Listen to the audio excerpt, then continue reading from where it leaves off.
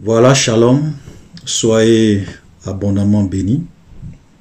Aujourd'hui, nous allons continuer avec notre étude de tout le livre de Matthieu.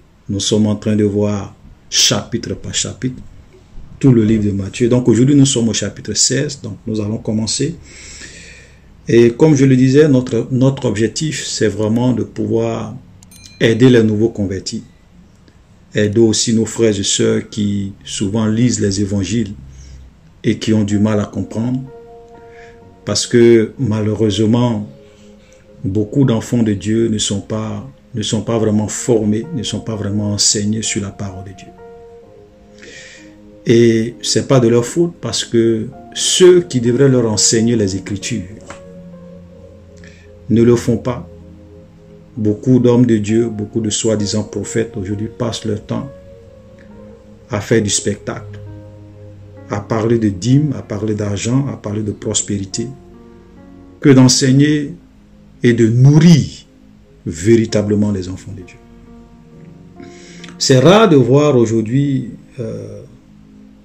dans plusieurs églises des hommes de Dieu plonger les enfants dans les Écritures, dans les passages, en faisant des études comme ça, chapitre par chapitre, pour éclairer les enfants de Dieu sur des choses qu'ils lisent à la maison et qu'ils ne comprennent pas.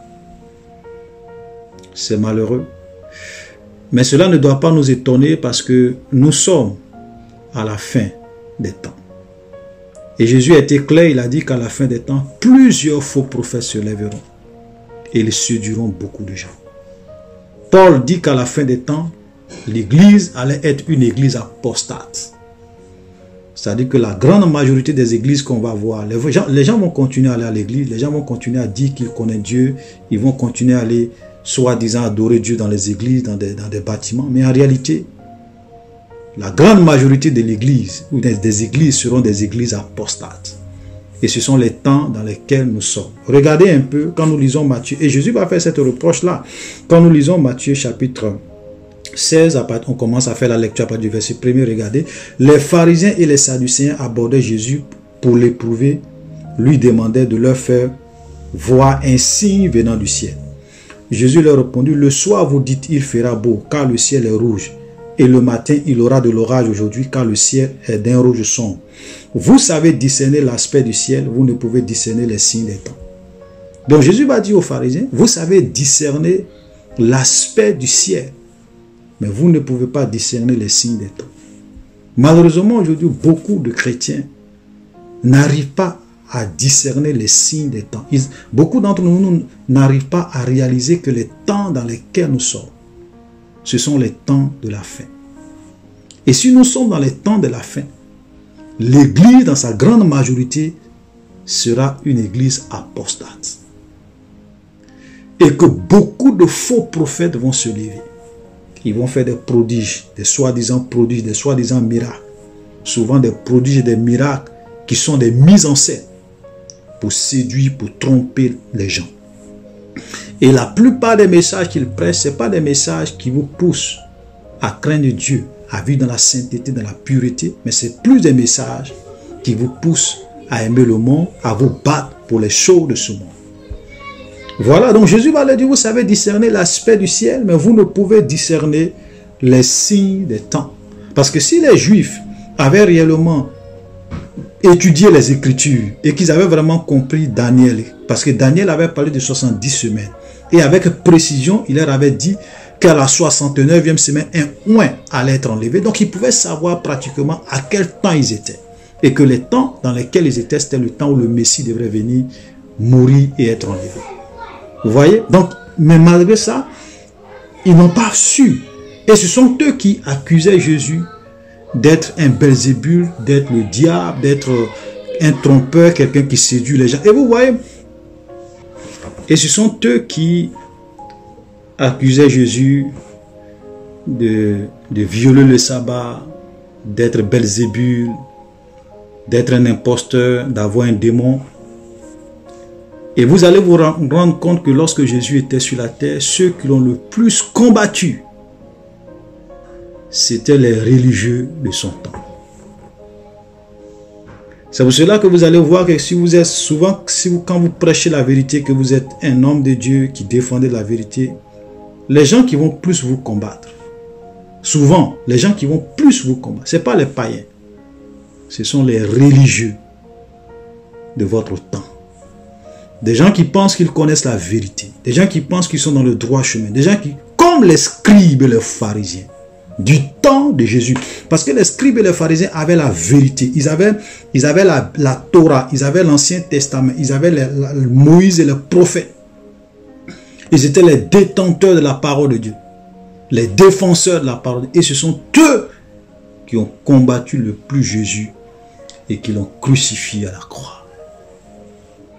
Et vous allez vous rendre compte que quand vous êtes quelqu'un que Dieu utilise, quelqu'un avec qui Dieu veut faire de grandes choses, quelqu'un que Dieu utilise pour prêcher la vérité, pour enseigner la parole de Dieu, ou bien si vous êtes un vrai serviteur de Dieu et que vous voulez rester attaché à la sainte doctrine, les gens qui vont plus vous dénigrer, qui vont plus vous combattre, qui vont plus vous insulter, ce sont les religieux, ce sont les pharisiens, les scribes de votre temps.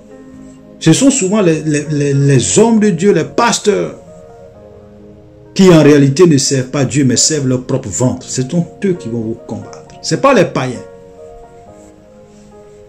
Ça, c'est une vérité. Alléluia. Voilà. Regardez un peu la Bible. Lisez la Bible. Vous allez vous rendre compte que ceux qui se sont le plus opposés à Jésus, qui l'ont plus combattu, et qui sont même allés voir Pilate pour que Pilate le crucifie, c'était les pharisiens, les scribes. Voilà. Les religieux du temps de Jésus. Verset 4. Une génération méchante et adultère demande un miracle. Il ne lui sera donné d'autre miracle que celui de Jonas. Puis, il les quitta et s'en alla. Voilà, donc Jésus est en train de dire aux gens, vous demandez un miracle. Il ne vous sera pas donné de miracle que celui de Jonas. Quand Jésus parle de Jonas, il est en train de leur dire que de la même manière que Jonas a fait 3 jours dans le ventre du poisson, le Fils de l'homme sera 3 jours dans le sein de la terre. Donc il est en train de parler de sa mort et 3 jours après de sa résurrection. Voilà, même chose comme Jonas. Alléluia.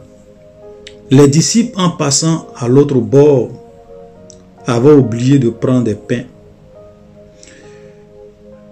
Jésus leur dit, gardez-vous avec soin du levain des pharisiens et des sadducéens. Les disciples raisonnaient en eux-mêmes et disaient, c'est parce que nous n'avons pas pris de pain. Jésus l'ayant connu dit, pourquoi raisonnez-vous en vous-même, gens de peu de foi, sur ce que vous n'avez pas pris de pain? Êtes-vous encore sans intelligence et ne vous rappelez-vous pas les 5 pains des 5000 hommes? Combien de paniers avez-vous emporté?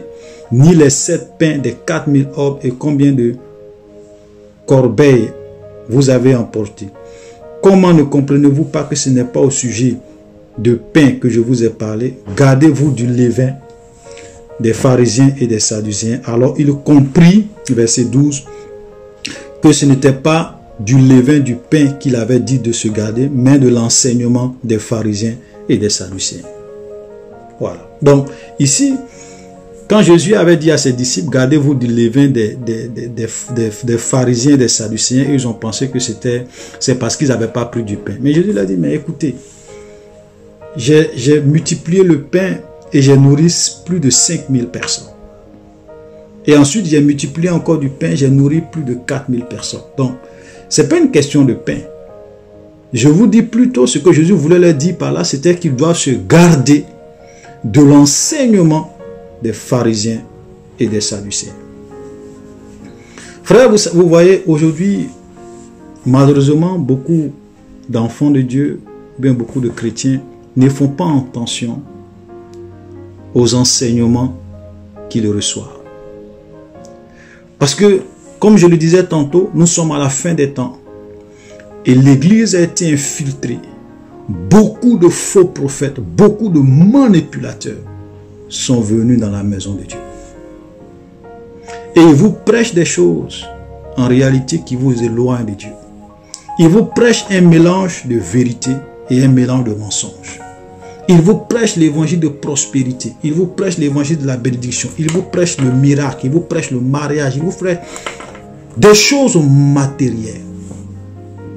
Des choses matérielles. Et donc Jésus disait à ses disciples, gardez-vous de l'enseignement des pharisiens, des sadducéens, parce que quand vous n'avez pas un enseignement qui est bien, ça peut vous éloigner de Dieu, ça peut vous égarer, ça peut vous perdre. Donc c'est vraiment important de savoir quel enseignement on reçoit. C'est pour ça qu'on doit veiller sur la qualité des enseignements qu'on reçoit, le type de pasteur qu'on écoute, les hommes de Dieu qu'on écoute, l'église qu'on fréquente, le genre d'église qu'on fréquente. Voilà. Parce que aujourd'hui, la parole de Dieu tourne autour de la prospérité. Dans beaucoup d'églises aujourd'hui, c'est la prospérité, c'est les miracles, c'est le spectacle. Dieu veut que vous soyez riches, amen. Dieu, tu seras béni, amen. Tu ne seras pas le poulet des sorciers, amen. Tu auras le visa, amen. Tu auras le miracle, amen. Tu auras le mariage, amen. Frère, ça c'est pas l'évangile. Est-ce que vous savez combien de personnes dans le monde ont le visa et ils ne sont pas chrétiens? Des païens, combien de païens dans le monde savent dans les ambassades de faire des demandes de visa pour aller aux États-Unis? Vous savez combien de personnes qui ne sont pas chrétiens qui ont le visa pour aller aux États-Unis? Vous savez combien de personnes qui ne sont pas chrétiens qui se marient dans le monde? Vous savez combien de personnes qui ne sont pas chrétiens qui font des entreprises et qui réussissent, qui ont des milliards, leurs affaires prospèrent? Allez-y, faites des statistiques. Vous voyez, c'est-à-dire qu'aujourd'hui, les gens vous vendent des choses qui ne sont pas l'évangile. Il y a des païens qui vont demander visa. Ils ont le visa. Ils sont nombreux. Ils ne sont pas chrétiens. Il y a des païens qui ne sont pas chrétiens, qui se marient à travers le monde entier, matin, midi, soir. Il y a des gens qui ne sont pas chrétiens, qui montent des entreprises et les entreprises prospèrent. La preuve en est qu'aujourd'hui, la plupart des chrétiens, vous-même, vous êtes embauchés dans des entreprises des païens. Ce n'est pas des chrétiens. Donc, frère, l'évangile de prospérité, ce n'est pas ça l'évangile. Autant, vous les chrétiens, vous vous mariez, autant les païens se marient. Autant les chrétiens ont le voyage, autant les païens aussi ont le voyage. Donc, ce n'est pas parce que tu as tout ça que tu es dans la faveur. Ce n'est pas forcément parce que tu as la prospérité, tu as le mariage, tu as la bénédiction. Ce n'est pas ça la marque de la bénédiction de Dieu. Ce n'est pas ça forcément la marque de la bénédiction de Dieu. Frère, voilà la vérité. Mais c'est ce qu'aujourd'hui les pasteurs prennent leur temps à vous prêcher. Ils prennent leur temps à vous prêcher. Eux vous disent, ayez foi, Dieu va vous bénir. Mais eux, ils n'ont pas foi. Hein? Ils vous disent, venez faire des semences, venez donner des offrandes, venez donner. Et puis, ils s'enrichissent sur votre dos. C'est-à-dire que vous, ils vous demandent d'avoir foi pour que Dieu vous bénisse. Mais eux n'ont pas foi en Dieu pour que Dieu les bénisse. Ils comptent sur vous pour être riches. Et vous les enrichissez. Voilà, je ne dis pas qu'on ne doit pas donner. Parce que normalement, quand vous lisez l'Église, ce qu'on donne, et même quand vous lisez l'Église primitive, ce que les gens donnaient, c'était pour aider les veuves et les orphelins dans l'Église. Ce n'était pas pour enrichir une personne. Ce n'était pas pour enrichir un pasteur. Regardez, lisez le livre des Actes des Apôtres. Je l'ai déjà dit dans l'une de mes vidéos. Lisez le livre des Actes des Apôtres. Vous allez voir que tout ce que les gens venaient donner au pied des disciples, on utilisait ça pour s'occuper des plus démunis, des veuves, des orphelins dans l'Église. Pour que les chrétiens sachent qu'ils sont dans une famille. Pour que les chrétiens sachent que l'Église c'est une famille, c'est une communauté. Et que le problème de l'un, c'est aussi le problème des autres. On s'entraide entre nous, on se soutient mutuellement. Les veuves et les orphelins étaient aidés, étaient soutenus par les offrandes, par tout ce qui rentrait. Ce n'était pas pour que un soi-disant pasteur puisse s'enrichir. Aujourd'hui, beaucoup d'églises fonctionnent comme étant des entreprises. Vous avez le pasteur qui est le PDG. Voilà. Qui s'enrichit. Voilà le drame dans l'église. Il n'y a plus de social, il n'y a plus d'aide, il n'y a plus d'entraide. L'église de Jésus n'est pas faite comme ça, ne devrait pas fonctionner comme ça. Parce qu'aujourd'hui, on a beaucoup de pasteurs qui sont cupides, qui aiment l'argent, qui travaillent pour leur vente et pour leur propre gloire. Pas pour que l'église soit une bénédiction pour les autres. Frère, voilà. Donc, nous devons nous garder des enseignements qui ne sont pas conformes à la parole de Dieu. Nous devons nous garder de l'évangile de prospérité. Jésus n'est pas venu pour qu'on soit des multimilliardaires. Jésus n'est pas venu pour qu'on soit riche. Si, je l'ai une fois dit, j'ai dit, si ton but dans la vie c'est d'être riche, va dans la franc-maçonnerie, va dans l'occultisme.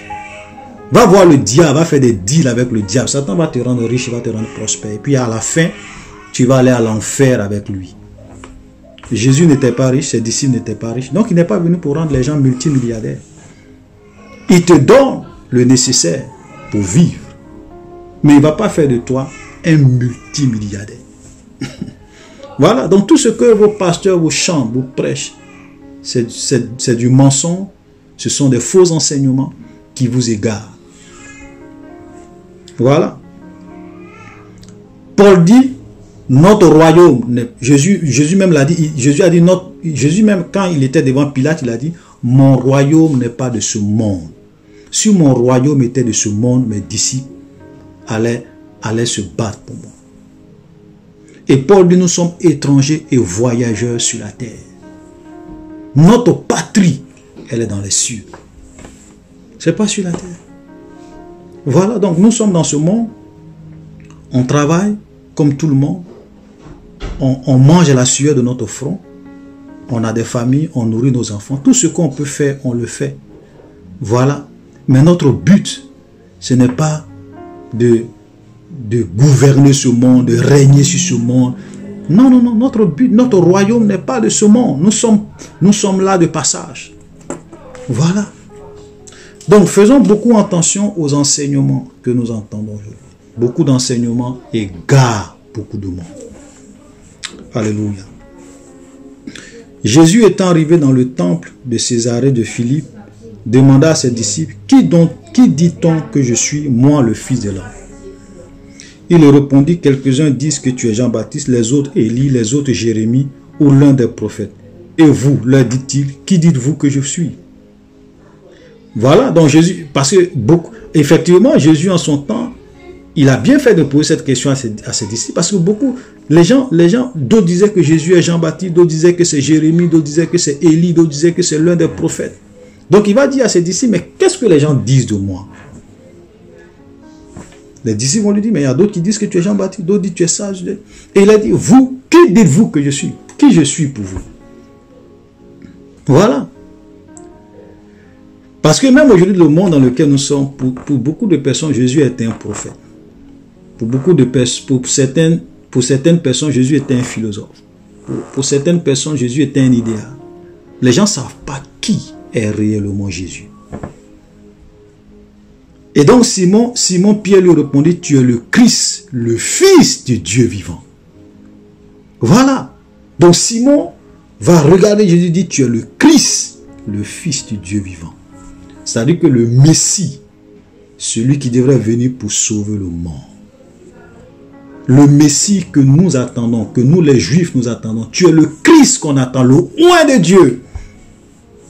Celui qui avait été promis depuis la nuit des temps, qui devrait venir pour sauver l'humanité. Tu es le Fils, le Christ, tu es le Christ, le Fils du Dieu vivant.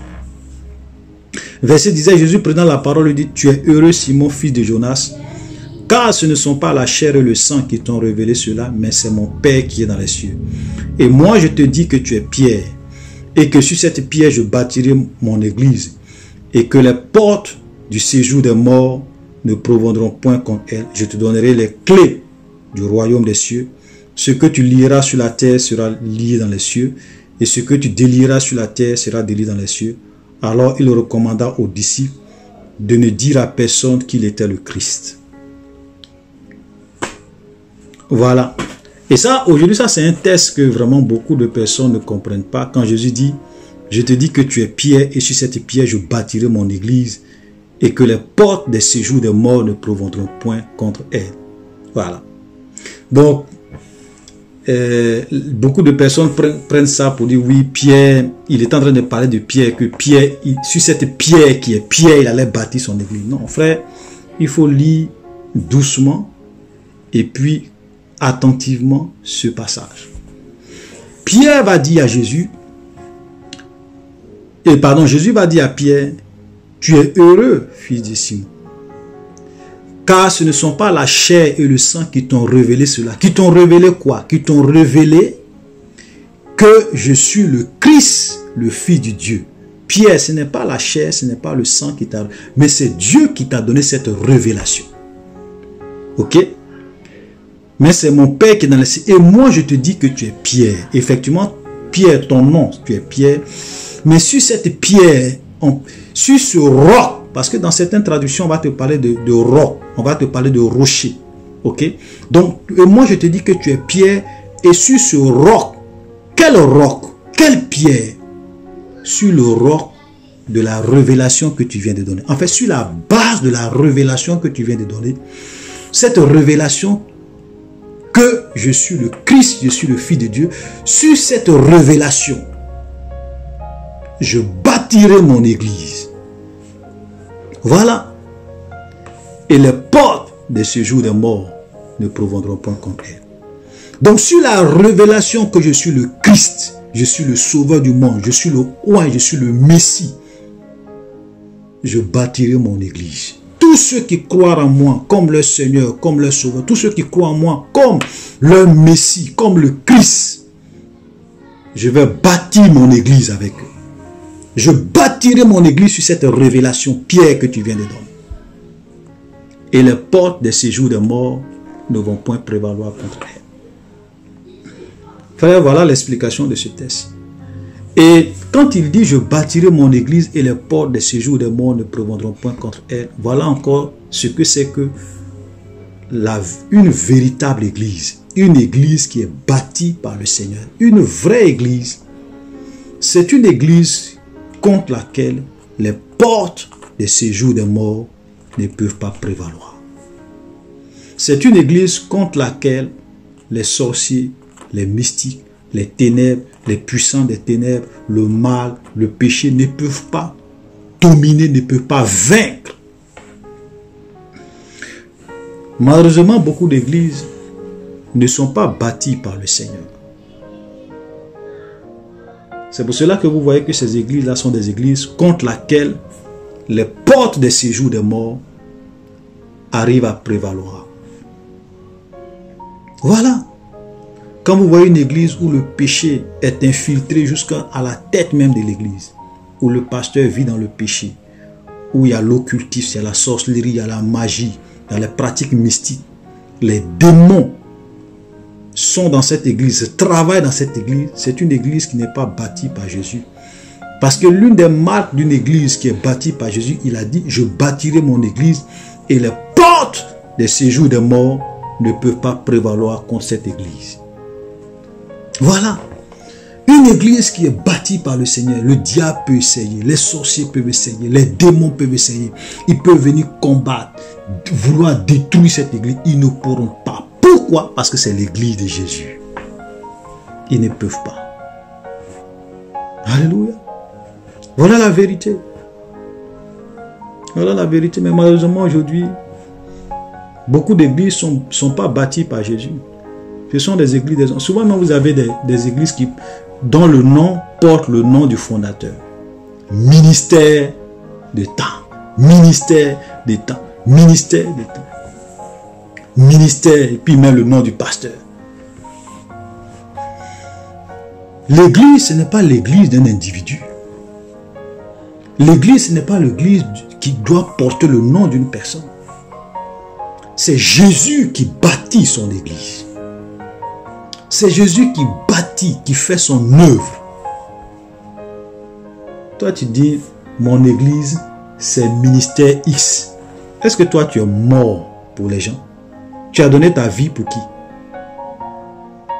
Souvent, il y a des églises où quand vous partez, vous voyez la photo du fondateur avec sa femme en grand. Voilà. C'est-à-dire que c'est eux, leur ministère. Et vous avez beaucoup de chrétiens qui vont dans ces genres d'église. Frère, quittez dans ça. Voilà. Parce que l'église véritable, c'est une église qui est bâtie. Jésus n'a pas dit quelqu'un va bâtir mon église. Il dit, je bâtirai mon église.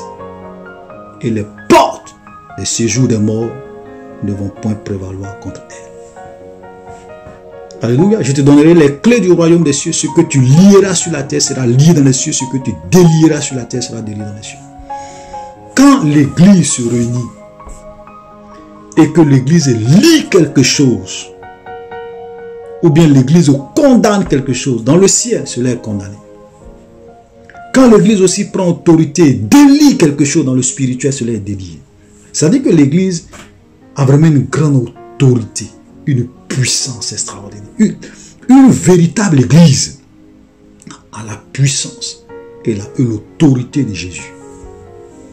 Voilà, ce n'est pas les fausses églises que nous voyons aujourd'hui, où vous avez les hommes de Dieu qui sont plus intéressés à s'enrichir, qui sont plus intéressés dans les offrandes, dans les dîmes. Voilà, on passe plus de temps à faire les dîmes et les offrandes. Et puis, vous avez des églises où on peut prendre 1 heure du temps, 30 minutes, 45 minutes, uniquement que pour faire les offrandes. Et puis, on prend peut-être 30 minutes, 45 minutes pour prêcher la parole de Dieu, et puis on s'en va. Vous voyez la contradiction aujourd'hui. Voilà. On préfère donner, puisque c'est l'argent, il faut qu'on prenne tout le temps pour que l'argent rentre. Mais prêcher la parole de Dieu, on va prêcher la parole de Dieu pendant 30 minutes et puis c'est bon, on s'en va à la maison. Ça fait que le cœur des gens ne sont pas nourris. Et bien souvent quand les gens prêchent, c'est souvent de la nourriture empoisonnée. Un mélange de vérité et de mensonges. Pour égarer les gens. Verset 21. Dès lors, Jésus commença à faire connaître à ses disciples qu'il fallait qu'il allât à Jérusalem et qu'il souffrit beaucoup de la part des anciens, des principaux sacrificateurs et des scribes, et qu'il fut mis à mort et qu'il ressuscita le 3e jour. Pierre, l'ayant pris à part, se mit à le reprendre et a dit, à Dieu ne plaise, Seigneur, cela ne t'arrivera pas. Mais Jésus se retourna et dit à Pierre, arrière de moi, Satan, tu mets en scandale, car tes pensées ne sont pas les pensées de Dieu, mais celles des hommes. Vous voyez? Et ça, c'est vraiment une mise en garde.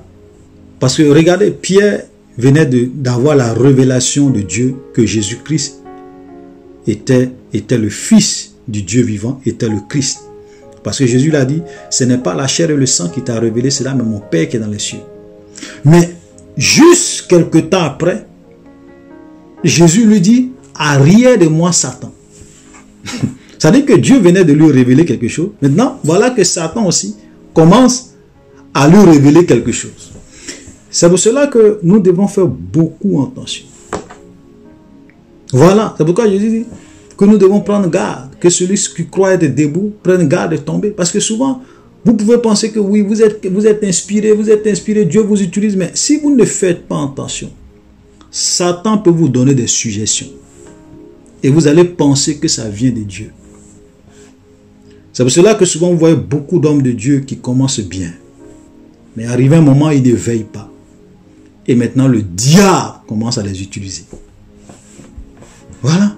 Voilà quelqu'un qui vient de dire tout à l'heure, par révélation, que Jésus-Christ est le Christ. Il est le Fils du Dieu vivant. Mais voilà encore que Jésus lui dit, arrière de moi, Satan. Pierre, cette fois-ci, ce que tu es en train de dire là, ça ne vient pas de Dieu, c'est Satan qui est en train de l'inspirer. Parce que Jésus dit que je dois aller à Jérusalem, je dois souffrir, je dois être mis à mort, le 3e jour je dois ressusciter. Pierre lui dit, ah, vraiment, non, à Dieu ne plaît, cela ne t'arrivera pas. Et ce qu'il est en train de faire, c'est normal parce que c'est par compassion. Ton maître te dit qu'il va souffrir, qu'il va avoir des problèmes. Donc, humainement parlant, selon tes sentiments, tu peux lui dire, non, ça va aller, Dieu va... Mais Jésus dit, non. Non. Quand c'est la volonté de Dieu, on ne doit pas tergiverser. Si c'est la volonté de Dieu que je souffre, nous devrons suivre la volonté de Dieu. Si je dois aller à la croix pour sauver le monde, c'est ce que Dieu veut, je dois obéir. les sentiments humains, les calculs humains ne doivent pas avoir de place. Ok? Quand il s'agit de faire la volonté de Dieu. Frère, c'est pour cela que j'aimerais aussi donner un conseil. C'est pas parce qu'un homme de Dieu a l'habitude de te prêcher de bonnes choses qu'un jour il ne peut pas se tromper. Un pasteur peut vraiment être quelqu'un qui d'habitude Dieu lui parle. Mais il peut aussi se tromper. Parce qu'il y a des gens aujourd'hui, dès que le pasteur parle, pour eux c'est comme si c'est Jésus qui a parlé. Au lieu de, ils ne s'asseyent même pas pour analyser, pour savoir, ah, peut-être que le pasteur peut se tromper. C'est vrai que c'est un homme de Dieu, mais il peut faire des erreurs. Voilà le cas de Pierre. Pierre venait d'avoir la révélation que Jésus est le Fils de Dieu. Mais voilà encore que Satan aussi vient l'inspirer. C'est pour cela que nous, en tant qu'enfants de Dieu, nous devrons vraiment nous laisser conduire par l'Esprit de Dieu. Même quand le pasteur te dit quelque chose, quand un homme de Dieu te donne un conseil, toi aussi, il faut aller prier, Seigneur, pour dire, oui, le pasteur m'a donné ce conseil-là, mais Seigneur, je veux que tu m'orientes, je veux que tu me guides. Parce que le pasteur peut se tromper. Voilà. Tous les jours, il peut dire la vérité, mais un jour, il peut se tromper. Voilà. Voilà l'exemple. C'est pour cela que, frère, nous devrons avoir nous-mêmes une intimité avec le Seigneur. Nous devrons développer une intimité avec Dieu. Vous avez des chrétiens aujourd'hui qui n'ont pas d'intimité avec Dieu. Leur Dieu, ce sont les prophètes. Leur Dieu, ce sont les pasteurs. Ce que le prophète dit, c'est ce qu'on fait. Mais le prophète peut se tromper. Le prophète n'est pas Dieu. Satan même peut inspirer le prophète. S'il ne veille pas, il peut. Voilà, il peut. Comme Jésus l'a dit, arrière de moi, prophète. Arrière de moi, Satan. Voilà. Donc nous devrons faire beaucoup attention. Voilà, c'est pourquoi Jésus a dit que sans lui, nous ne pouvons rien faire. Voilà, c'est lui qui est notre source, lui qui est notre sauveur, c'est lui qui est le chemin, la vérité, la vie. Un homme de Dieu peut se tromper. Un homme de Dieu peut te donner des conseils qui sont contraires, qui sont totalement en contradiction avec la volonté de Dieu. C'est pour cela que nous devrons développer une vie de prière. Tu peux chercher la face du Seigneur, aller voir le pasteur peut te donner son point de vue. Mais toi-même, tu peux aussi essayer de chercher la face du Seigneur pour que, maintenant, si le point de vue qu'il te donne, si tu es convaincu que ça vient de Dieu, tu peux suivre. Mais le pasteur peut se tromper. Voilà la vérité. Alléluia. Et donc, alors Jésus dit à ses disciples, si quelqu'un veut venir après moi, qu'il renonce à lui-même, qu'il se charge de sa croix, qu'il me suive. Car celui qui voudra sauver sa vie la perdra, mais celui qui la perdra à cause de moi la trouvera. Que sert-il à un homme de gagner tout le monde entier s'il perd son âme, ou que donnera un homme en échange de son âme? Voilà, car le Fils de l'homme doit venir dans la gloire de son Père avec ses anges, alors il rendra à chacun selon ses œuvres. Voilà, donc et là on voit que le contexte dans lequel Jésus a dit à Pierre, arrière de moi Satan, c'est parce que quand Jésus a dit qu'il devrait aller à Jérusalem et qu'il allait mourir et que le troisième jour il allait, Pierre a commencé à vraiment avoir de la compassion humaine pour lui. Non, à Dieu ne plaît, cela ne va pas arriver. Jésus lui a dit, Jésus dit, si quelqu'un veut venir après moi, qu'il renonce à lui-même, qu'il se charge de sa croix et qu'il me suive. En un mot, pour dire que la vie chrétienne n'est pas toujours une vie de confort. Suivre Dieu, ce n'est pas toujours quelque chose de facile. Faire la volonté de Dieu, ce n'est pas toujours une question de prospérité, de bénédiction. Parce qu'aujourd'hui, les pasteurs vous font croire, beaucoup de faux prophètes vous font croire que la vie chrétienne, c'est ça, il faut être prospère, il faut être riche, faut avoir beaucoup, tu dois être béni, tu dois être élevé. Jésus dit que si quelqu'un veut le suivre, qu'il renonce à lui-même, qu'il s'abandonne, qu'il prenne sa croix et qu'il le suive. Parce que suivre Jésus, ça, tu peux mourir dedans. Beaucoup d'apôtres sont morts à cause de Jésus. Beaucoup de gens qui ont voulu servir Dieu de tout leur cœur, au travers des siècles et des siècles, plusieurs sont morts. Plusieurs personnes sont mortes à cause de leur foi en Jésus. Plusieurs n'ont pas pu avoir la carrière qu'ils voulaient parce qu'ils ont voulu faire la volonté de Dieu. Il y a des gens peut-être qui étaient des comptables. Ils sont allés dans des sociétés. On leur a dit, mon frère, faut falsifier telle écriture comptable pour que l'entreprise puisse engranger 10 millions de bénéfices. Faut faire des fausses déclarations. Ils ont dit non. On dit ok. Aujourd'hui là, ton contrat finit avec nous. Ils ont mis fin à leur travail. Ils ont été chassés de leur boulot à cause de leur foi. Donc il y a des gens qui n'ont pas, qui avaient la possibilité d'avoir beaucoup d'argent, de s'enrichir de façon malhonnête, mais qui ont préféré garder leur dignité. Ils ont préféré prendre leur croix, renoncer à la richesse, renoncer à la prospérité, être pauvre, avoir le minimum, vivre, parce que pour eux c'était le plus important. Parce que c'était ça, la volonté, servir Dieu pour eux. Frère, tous ceux qui pensent que servir Dieu, c'est une vie de confort, c'est une vie de prospérité, une vie de bénédiction matérielle, où on a tout, où on a l'aise. Frère, vous n'avez rien compris de la vie chrétienne. C'est pour cela que quand les temps difficiles vont venir, quand le chaos va venir dans le monde, plusieurs chrétiens vont abandonner la main de Dieu. Pourquoi? Parce qu'on leur a enseigné un évangile de confort, un évangile de prospérité, un évangile de bénédiction. Il y a des chrétiens qui ne savent pas souffrir. Voilà. L'un des chrétiens, c'est-à-dire qu'il y a beaucoup même qui pensent que la souffrance, ça c'est une malédiction. Il y a d'autres même qui pensent que la pauvreté est forcément une malédiction. Il y a des gens qui sont pauvres. Ce n'est pas parce qu'ils n'avaient pas la possibilité d'être riches. Mais ils ont dit que je ne peux pas être riche malhonnêtement. S'ils pouvaient être des milliardaires, c'est-à-dire que l'entreprise où ils travaillaient, s'ils voulaient être malhonnêtes, s'ils voulaient faire comme les autres, ils allaient être des milliardaires.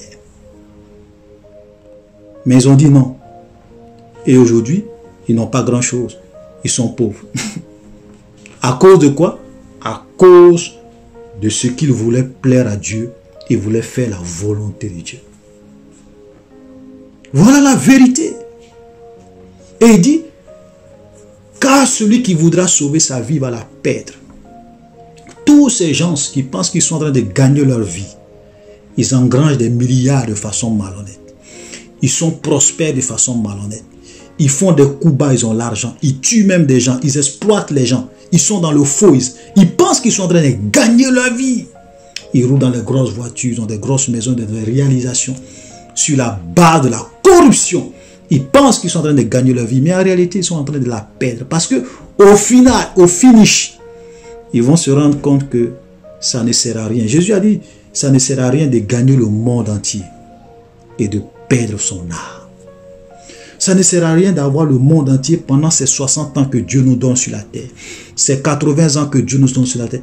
Et puis d'aller passer des milliers d'années dans le feu éternel. Je vous assure, il y a des gens où, quand ils seront en train de brûler à l'enfer, quand ils vont être chassés, quand ils vont aller à l'enfer avec le diable et les démons, ils vont maudire leur richesse. Ils vont maudire tout ce qu'ils ont eu comme bien frauduleusement sur la terre à cause de la souffrance qu'ils vont subir pour l'éternité. Voilà. Et Jésus dit, à quoi ça sert de gagner le monde entier si tu perds ton âme? Ça ne sert à rien. Ça ne sert absolument à rien. Les gens t'acclament, tu es une star, les gens t'apprécient partout, tu passes, les gens te regardent. Ça sert à quoi d'avoir tous les hommes qui t'apprécient? Et puis au dernier jour, tu perds ton âme. Excusez-moi. Tu perds ton âme et tu vas à l'enfer. Ça sert à quoi? Ça sert à rien. Donc Jésus est en train de nous dire que le suivre, ce n'est pas forcément une vie de confort. Ce n'est pas tous les jours une vie de confort. Il y a la souffrance. Regardez Jésus lui-même. Vous pensez que c'était facile à quelqu'un de savoir qu'il doit aller mourir? Et c'était la volonté de Dieu parce qu'il devrait aller mourir pour payer le prix du péché de l'humanité. tous les apôtres qui ont suivi Jésus, vous savez combien la plupart sont morts, tués, décapités à cause de Jésus. Ils n'ont pas eu une vie de confort, une vie facile sur la terre. Ce sont des gens qui ont beaucoup souffert. Et nous, les chrétiens du 21e siècle, c'est nous qui chantons matin, midi, soir la prospérité, la bénédiction, le mariage, l'élévation, le leadership. On doit impacter le monde, on doit gouverner le monde, on doit régner le monde, on doit influencer les différentes sphères du monde. Jésus est clair, il dit ce monde est sous la puissance du diable. Donc si tu veux avoir la gloire de ce monde, la richesse de ce monde, l'honneur, tu es obligé de te prosterner devant le diable. Jésus a proposé ça à Jésus. Il dit, si tu te prosternes devant moi, je vais te donner tous les royaumes de la terre et leur gloire. Il suffit simplement que tu te prosternes devant moi et que tu m'adores. C'est pour cela que vous allez voir la plupart des grands de ce monde, des gens qui dirigent les multinationales, qui ont des milliards, des multimilliardaires, la plupart d'entre eux, et sont des gens qui se sont prosternés devant le diable pour être là où ils sont. La plupart d'entre eux. Ce n'est pas seulement leur travail, ce n'est pas seulement leur intelligence. Voilà. Ça, c'est une vérité. Voilà. Donc, Jésus est clair. Ok? Je reprends le verset 25. Car celui qui voudra... Je commence à parler du verset. Si quelqu'un veut venir après moi, qu'il renonce à lui-même, qu'il se charge de sa croix et qu'il me suive. Car celui qui voudra sauver sa vie la perdra. Mais celui qui la perdra à cause de moi la trouvera. Que sert-il un homme de gagner tout le monde s'il perd son âme? Ou que donnera un homme en échange de son âme? Car le Fils de l'homme doit venir dans la gloire de son Père avec ses anges. Alors il rendra à chacun selon ses œuvres. Le dernier verset, nous allons terminer là. Je vous le dis en vérité, quelques-uns de ceux qui sont ici ne mourront point, qu'ils n'aient vu le royaume, non, qu'ils n'aient vu le Fils de l'homme venir dans son règne. Voilà un verset qui est un peu difficile à comprendre, parce que voilà ce que Jésus dit. Il dit, je vous le dis en vérité, quelques-uns de ceux qui sont ici ne mourront point. Il y a certaines traductions même qui disent, quand vous lisez certaines traductions, on vous dit en vérité, il y a quelques-uns de ceux qui sont ici présents, qui ne goûteront point la mort. Regardez très bien, qui ne goûteront point la mort jusqu'à ce qu'ils n'aient vu le Fils de l'homme venir dans son royaume. Voilà, donc Matthieu 16, verset 28, c'est un verset qui est difficile à comprendre et souvent qui fait que, parce qu'il y a des gens qui vont dire, mais Jésus dit que quelques-uns de ceux qui sont ici ne vont pas mourir jusqu'à ce qu'ils le voient venir dans son règne. Alors que tous ceux qui existaient au temps de Jésus sont tous morts. Les apôtres sont morts, tout le monde est mort. Mais comment Jésus peut dire qu'ils ne mourront point avant qu'ils n'aient vu le Fils de l'homme venir dans son règne? Donc il y a des gens qui prennent ça, qui disent, ah oui, mais ça c'est faux dans la Bible. Ça, mais Et il y a des gens même qui prennent ce verset pour dire, oui, la Bible c'est du mensonge, voilà un verset. Vous voyez, quand vous êtes dans une logique de trouver des fautes dans la Bible, ou bien de contredire la Bible, de démontrer que la Bible est fausse, vous allez avoir beaucoup de versets comme ça qui vont vous reconforter dans votre position que la Bible est fausse. Ou bien la Bible ne dit pas la vérité. Et vous allez vous planter. Vous allez vous égarer. Voilà. Vous allez vous égarer parce que vous pouvez aller dans la Bible et puis trouver beaucoup de contradictions qui vous semblent être des contradictions, mais en réalité qui sont claires, qui sont logiques et qui sont vraies. Voilà un passage et nous allons expliquer. Parce que Jésus dit, je vous le dis en vérité, quelques-uns de ceux qui sont ici ne mourront point qu'ils n'aient vu le Fils de l'homme venir dans son règne.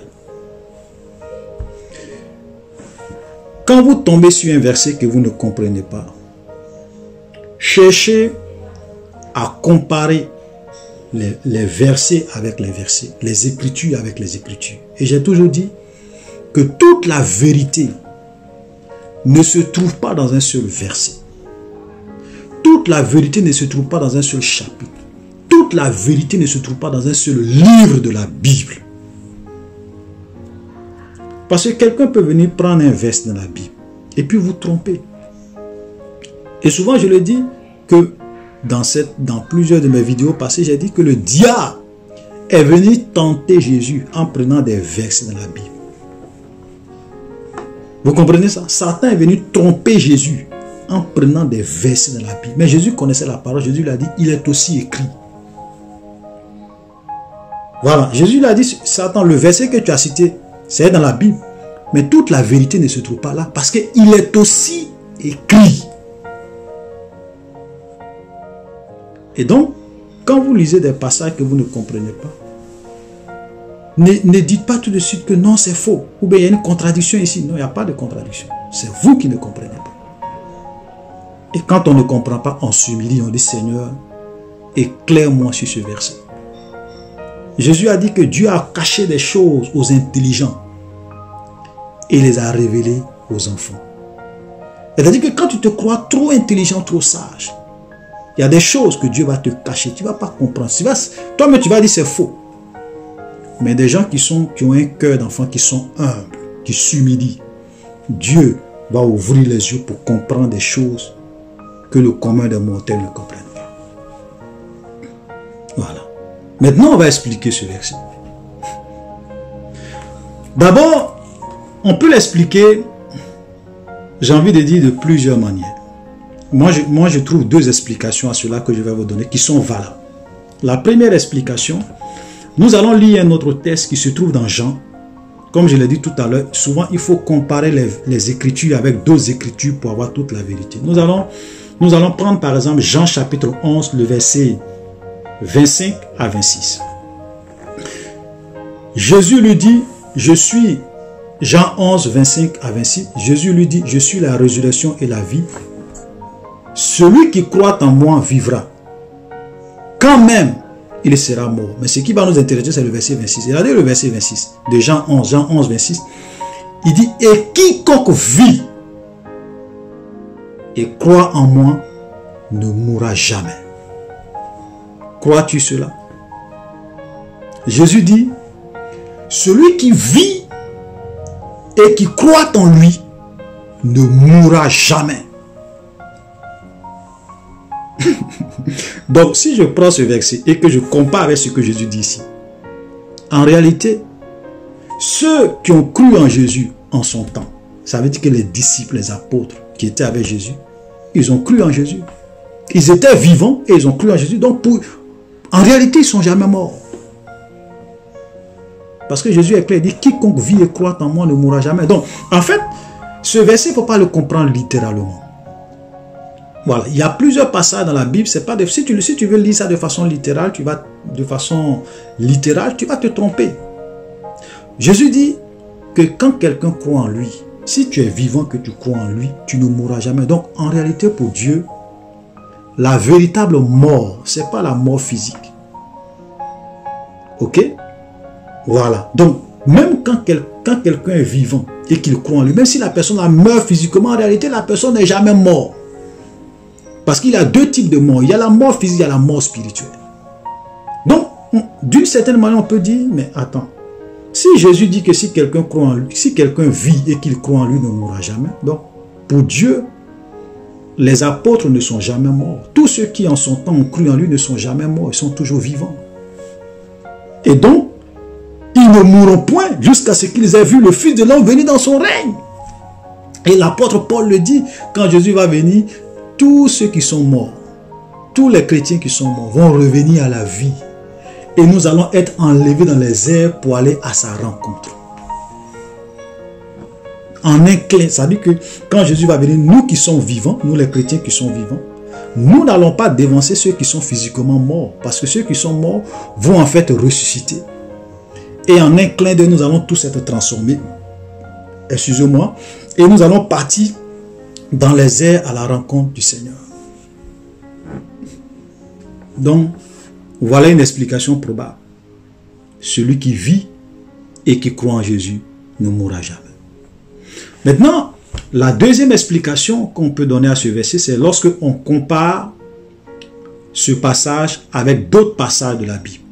Et on va par exemple comparer ce passage avec Luc, verset 19, parce que quand on lit Luc 19, le verset 9 au verset 27, c'est pratiquement le même contexte que nous voyons dans Luc, dans Matthieu 16, le verset 24 au verset 28. C'est pratiquement le même contexte. Regardez, on va lire à partir du verset 23, vous allez comprendre. Puis il dit à tous, si quelqu'un veut venir après moi, qu'il renonce. Donc Luc 9, le verset 23. Puis il dit à tous, si quelqu'un veut venir après moi, qu'il renonce à lui-même, qu'il se charge chaque jour de sa croix, qu'il me suive. Car celui qui voudra sauver sa vie la perdra, mais celui qui la perdra à cause de moi la sauvera. Et quiconque aura honte de moi et de mes paroles, le Fils de l'homme aura honte de lui quand il viendra dans sa gloire et dans celle du Père et de ses anges. Verset 27, je vous le dis, quelques-uns de ceux qui sont ici ne mourront point qu'ils n'aient vu le royaume de Dieu. Vous voyez, c'est pratiquement le même contexte. Donc ici, en fait, quand il dit, je vous le dis en vérité, quelques-uns de ceux qui sont ici ne mourront point qu'ils n'aient vu le Fils de l'homme venir dans son règne, il est en train de dire qu'en vérité, je vous le dis, quelques-uns de ceux qui sont ici ne mourront point qu'ils n'aient vu le royaume de Dieu.